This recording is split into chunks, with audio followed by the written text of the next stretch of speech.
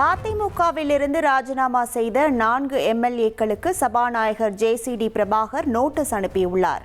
4 பேரும் வரும் 30ஆம் தேதி நேரில் வந்து கூடுதல் விளக்கம் அளிக்க உத்தரவிட்டுள்ளார்.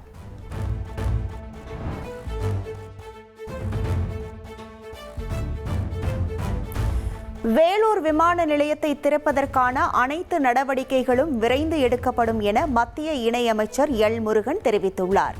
வேலூர் மக்களுடன் சேர்ந்து பிரதமரின் மனதின் குரல் நிகழ்ச்சியை கேட்ட அவர், விவசாயத்தை போற்றும் வகையில் பிரதமர் மோடி தலைமையிலான அரசு செயல்பட்டு வருவதாகவும் தெரிவித்தார்.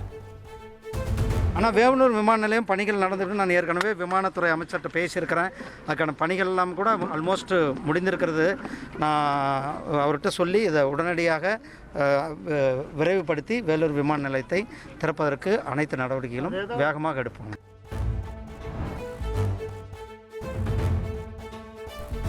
மேகதாது விவகாரத்தில் கர்நாடகா தமிழக எல்லையில் போராட்டத்தில் ஈடுபட்ட கன்னட அமைப்பினர் கைது செய்யப்பட்டனர். 100க்கும் மேற்பட்டோரை கைது செய்த கன்னட போலீசார் தமிழக பதிவெண் கொண்ட வாகனங்களை கர்நாடகாவுக்குள் அனுமதித்தனர்.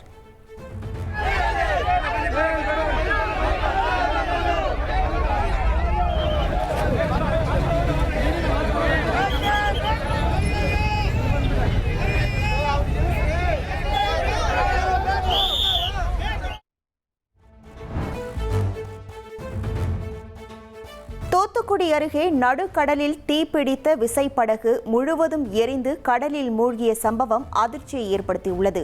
சுமார் 1 கோடி ரூபாய் மதிப்பிலான விசைப்படகு முற்றிலும் எரிந்து கடலில் மூழ்கிய நிலையில் மீனவர்கள் அதிர்ஷ்டவசமாக உயிர் தப்பினர்.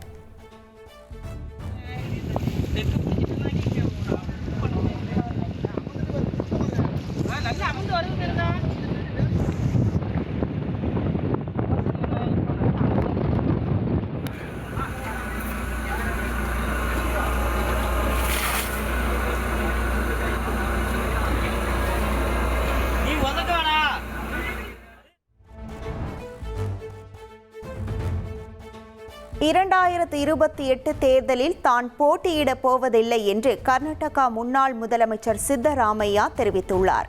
இன்றைய அரசியல் முற்றிலுமாக சீரழிந்து விட்டதாகவும் நேர்மையான அரசியலுக்கு இடமே இல்லை என்றும் அவர் கூறியுள்ளார்.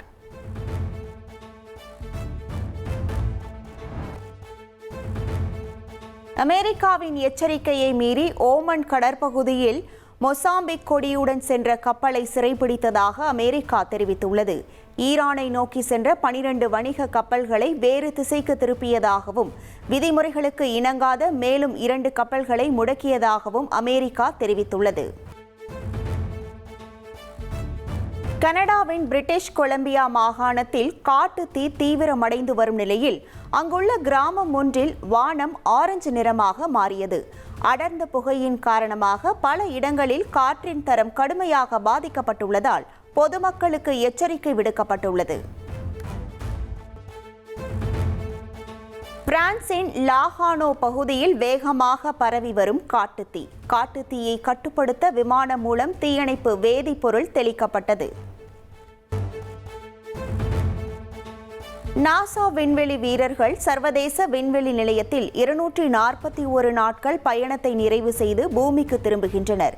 சோயூஸ் MS-28 விண்கலத்தின் கதவை மூடிய அவர்கள் கஜகஸ்தானில் தரையிறங்குவதற்கான இறுதிக்கட்ட பணிகளை மேற்கொண்டு வருகின்றனர். கிறிஸ்டோபர் நொலனின் தி ஒடிசி திரைப்படம் இந்தியாவில் மட்டும் 129 கோடி ரூபாய் வசூலை கடந்து சாதனை. உலக அளவில் 3000 கோடி ரூபாய்க்கு மேல் வசூல். இனி செல்லும் இடமெல்லாம் செய்தி. தந்தி டிவியின் வாட்ஸ்அப் சேனலை ஃபாலோ பண்ணினா செல்ல இருக்கும் இடமெல்லாம் செய்தி. இதோ QR கோட் இப்பவே ஸ்கேன் பண்ணுங்க, ஃபாலோ பண்ணுங்க.